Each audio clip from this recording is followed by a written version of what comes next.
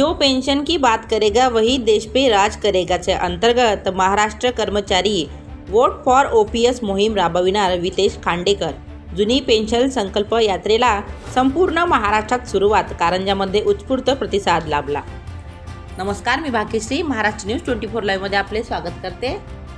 महाराष्ट्रात 1 नोव्हेंबर 2005 नंतर शासकीय सेवेत रुजू झालेल्या कर्मचाऱ्यांना जुनी पेन्शन योजना लागू करावी या मागणीसाठी महाराष्ट्र राज्य जुनी पेन्शन संघटनाने आजवर अनेक राज्यव्यापी आंदोलने केले।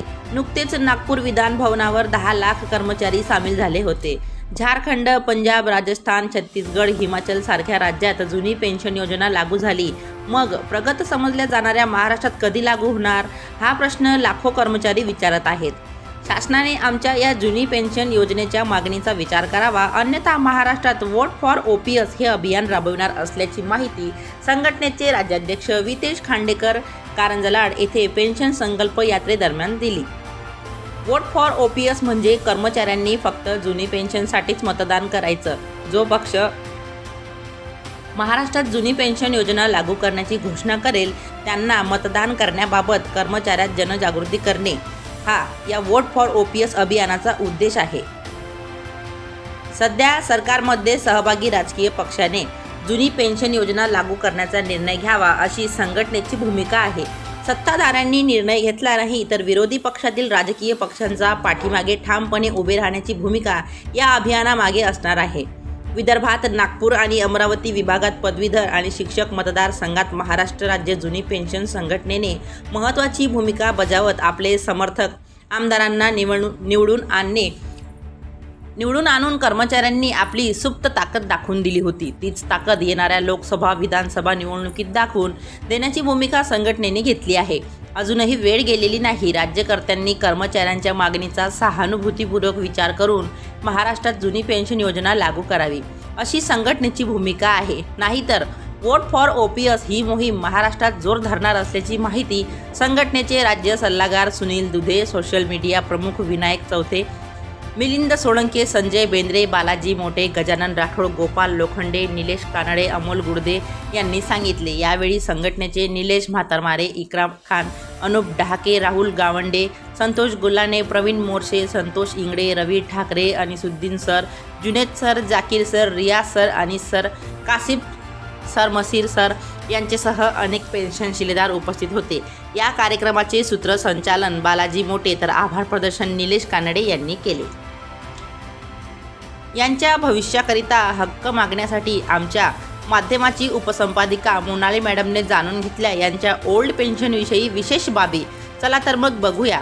तत्पूर्वी आमच्या यूट्यूब चॅनलला जरूर सबस्क्राईब करा। महाराष्ट्र न्यूज 24 लाईव्हमध्ये मी भाग्यश्री आपली रजा घेते। भेटूया पुढील बातमी सत्रात। नमस्कार।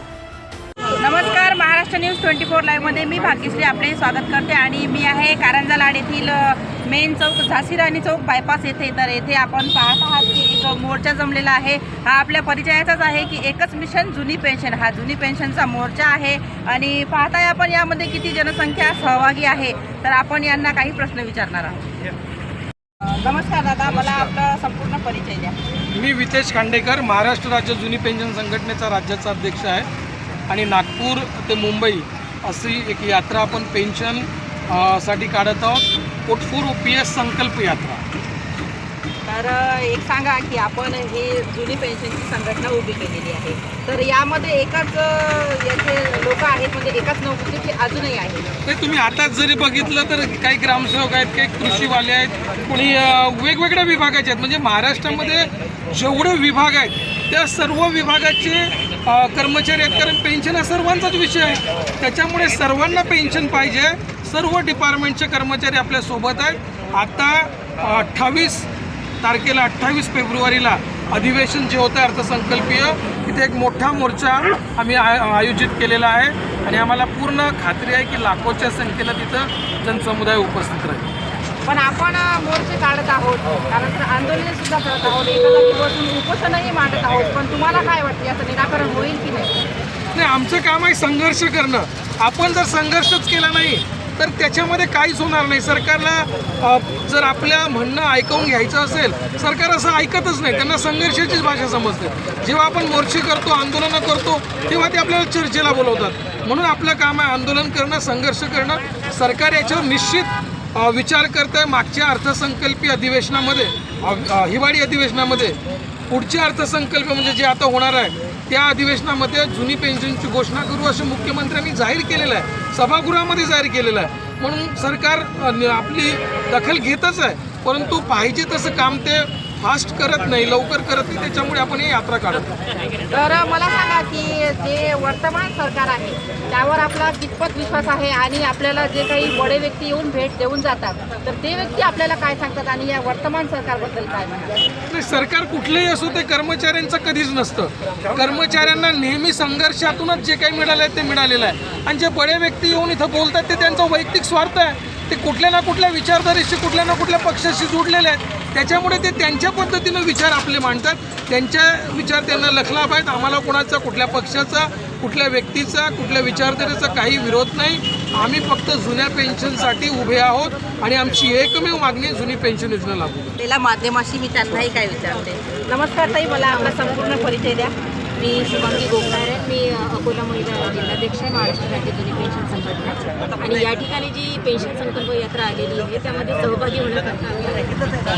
तर तुम्ही काय म्हणाल या मुद्द्यावर की काही तुम्हाला आश्वासन दिली जात आहे की तुमचा मुद्दा पूर्ण होईलही, तो पूर्ण होणार की नाही? आश्वासन म्हणजे GCPS पूर्वी नाव होतं, त्याला NPS केलं, आता परत त्याला आणखी एक गोंडच नाव दिलं जाणार आहे GPS. पण आमचं म्हणणं आहे की आम्हाला फक्त ओल्ड पेन्शन स्कीम OPSच पाहिजे. आणि कुठेतरी हे मला वाटतं सरकारचं अपयश असावं की गव्हर्नमेंट कर्मचारी एवढ्या उन्हातानात येऊन जर आपल्या पेन्शनसाठी ते म्हणत आहेत की आम्हाला पाहिजे, तर हे फार जरुरी आहे आणि ही एक म्हातारपणाचा आपला आधार आहे, काठी आहे. तर नामकरण सोहळे चाललेले आहेत, या नामकरण सोहळ्याबद्दल आपण काय म्हणाल आणि त्याआधी मला नाव सांगा. माझं नाव शुभदा तायडे आहे आणि मी मॅडमच्या सोबत अकोल्यातून आलेली आहे. कसं आहे मॅडम की राजकीय लोक जे आहे त्यांना आम्ही जे सामान्य लोक आहे, सामान्य कर्मचारी जे आहे, आमची व्यथा कथा त्यांना काही माहिती नाही. आमच्यातले काही लोक भरकटण्यासाठी आणि त्यांना पचनी पडेल असे ते त्याला नामकरण देत राहतात, परंतु हे मुळात चुकीचं आहे. आम्हाला सर्वांना आम्ही जागरूक आहे. आम्ही जितके लोक उन्हातानात उभे आहे आणि संकल्प यात्रेला जितके लाखोंनी महाराष्ट्रातले कर्मचारी जोडले जाणार आहे, सर्व जाणकार आहेत. सर्वांना माहिती आहे की सध्याचं जे सत्तारूढ पक्ष आहेत किंवा कोणतेही पक्ष, आम्हाला कोणत्याही पक्षाचे काहीच देणे घेणे नाही. आमचं एकच आहे की आम्ही समाजाचा एक घटक आहे. आम्ही आमचा त्या दृष्टीने विचार केला पाहिजे. आमचा कर्मचारीचा दिवस रात्र इतका मरमर वाढत असेल, सर्व सामान्य लोक आमच्या सेवेमध्ये आहेत, तर त्या सर्वांची दखल या शासनाने घेतली पाहिजे. आणि म्हणून प्रत्येकापर्यंत आम्हाला पोचायचं आहे की OPS हा लढा काय आहे. जर जो शासन आम्हाला जुनी पेन्शन देणार आहे, आम्ही त्यांनाच मतदान देणार आहे, आम्ही त्यांनाच निवडून आणणार आहे. ही आमच्या सर्वांची जबाबदारी आहे आणि आम्ही ते यशस्वी करणार आहे, 100% यशस्वी करणार. धन्यवाद.